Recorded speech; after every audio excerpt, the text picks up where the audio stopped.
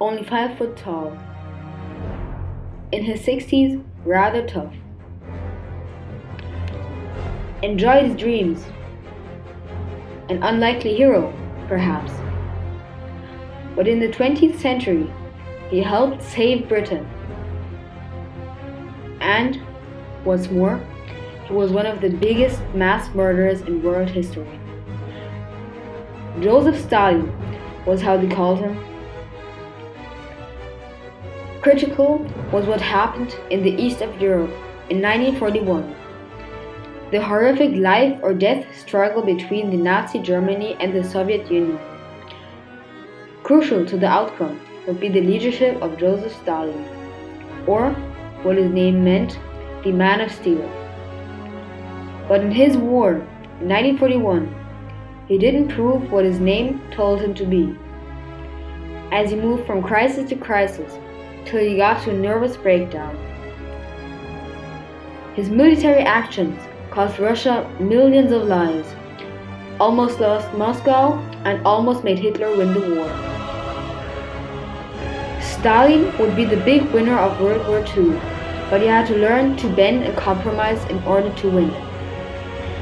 It would even end to be the most bizarre shotgun marriage in diplomatic history, sealed with an arch-capitalist during the drunken evening at the Promenade.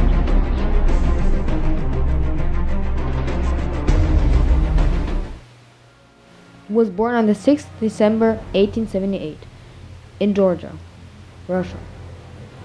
Stalin wasn't an intellectual, as Lenin. His mother wanted him to become a priest, but young Stalin was expelled from seminary.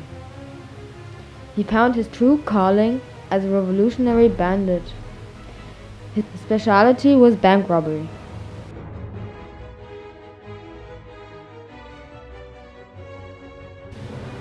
After the revolution in 1917, Stalin concealed his ambition behind a facade of sole reliability. He was made general secretary, and no one seemed to see a threat in Stalin and his job. But slowly and carefully, he began to grow in power with his strategic brain, while being underestimated. He wasn't a good speaker, but therefore a better listener. After Lenin's death, Stalin used his gangster mind to get rid of his rivals. He cleverly shifted his political alliances, allying with the right to eliminate the left, meaning Trotsky and Zinoviev, and then moving left to get rid of the right, Rykov and Ukari. And in the 1930s, Stalin eliminated his close officials who helped him rise, accusing them for the betrayal of their own land, with torturing them and then killing them, teaching him that a bullet in the right moment could get him whatever he wanted, which was later on applied in the doings of his army.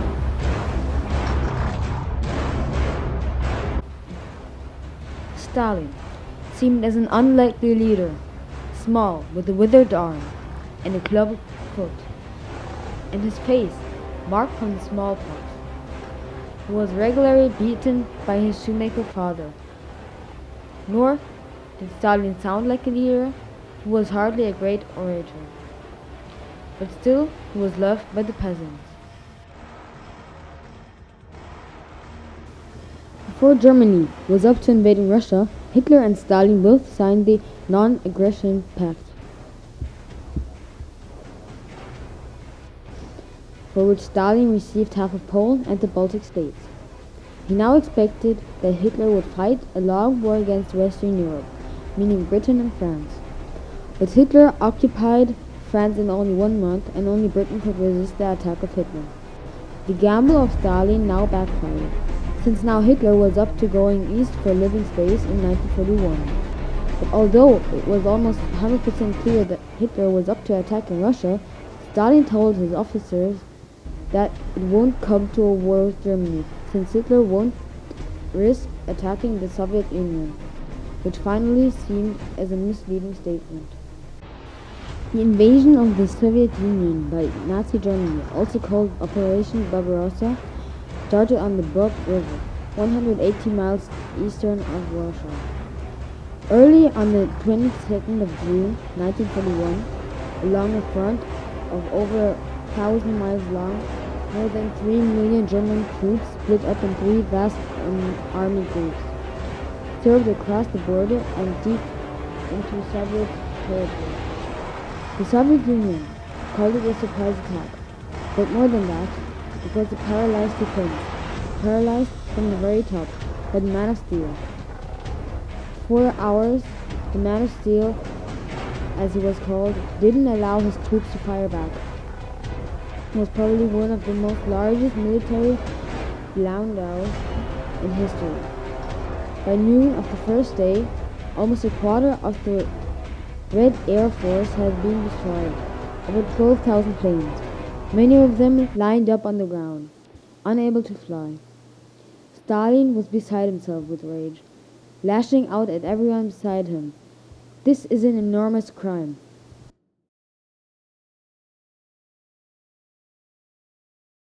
After over half of Russia was now occupied by Hitler and Nazi Germany, and Stalingrad was about to be occupied by Hitler, Stalin allied with Churchill, which gave the Soviet Union more confidence again. Of Joseph Stalin, the Prime Minister has brought back an excellent impression of a great, rugged war chief, blunt of speech, with a saving sense of humor. The two formed a friendship which promises well for the victory of the United Nations.